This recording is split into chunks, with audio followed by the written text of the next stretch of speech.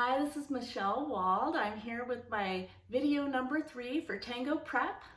I'm a physical therapist and I dance tango socially, and I've noticed people struggling with getting over the hump and getting conditioned enough to do tango and enjoy themselves. So my game is to get more people to tango and to enjoy themselves. So you need a few things.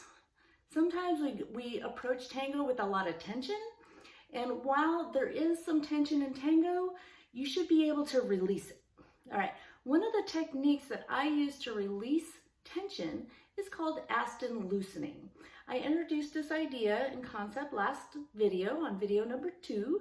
So if you go back and look at that, if it seems like confusing and you need a more basic review, that's perfectly fine. I'm going to do some non-tango positions, but it all will relate to decreasing tension in your body.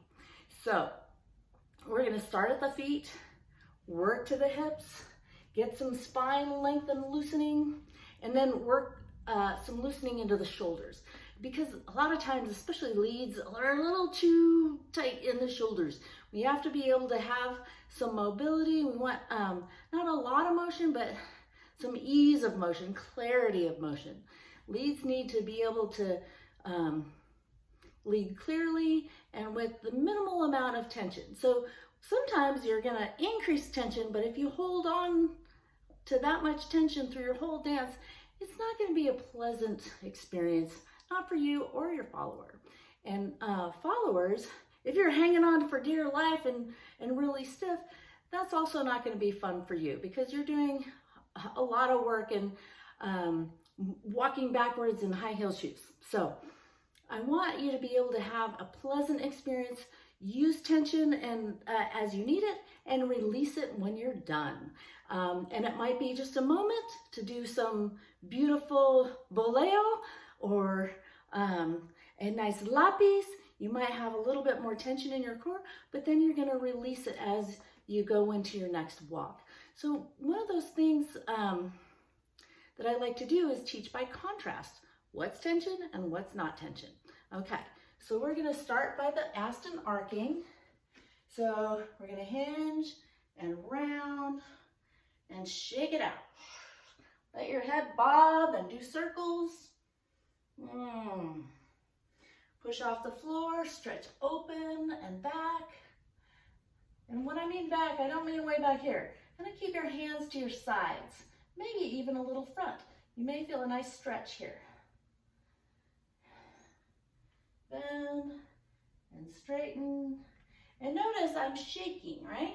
So you're going to come over to one side and bend and loosen and nod, push off, come to the other side, hinge and round and loosen.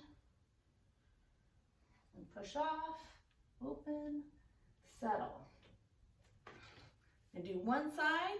So this is kind of like a diagonal stretch. You don't really do this motion so much in tango, though one of my teachers calls it's like a Saturday Night Fever. So what we're going to do is kind of stretch at a diagonal, right? And think about the stretch coming all the way to the foot. And this is a counter stretch here. And then you're going to hinge and loosen. You can rotate a little bit, push off and stretch. And so that brings your balance and alignment over the standing leg. And then hinge and let it go. Other side, push off, lengthen, find the middle of your foot, and then soften, hinge, and bend, round.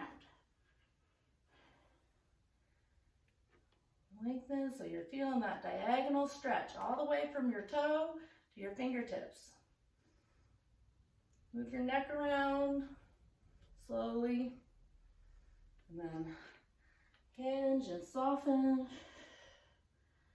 Okay, we're going to take this a little bit further. You put your hands behind your back. If that's tight right there, just don't go very high. Keep it low by your sacrum. And we're going to step forward and hinge and round and loosen. Little twist, push off. This is where you can stretch down. And that's going to stretch the front of your chest. Try the other side. And then hinge round. Rotate, rotate, loosen, loosen. You can let this go up. You can lift off. Come up. Relax. Make sure you go slow and have your balance. So don't go so far that you lose your balance. It's important to be in control of that. So now, with your hands behind your back again, think about bending forward, like hinging and bending, and then wiggle your elbows back and forth, side to side. And see if you can let your elbows drop down. Push off, lengthen. If you want to basket weave your fingers, that's cool too. Think of the breath starting low and wide. And then inhale,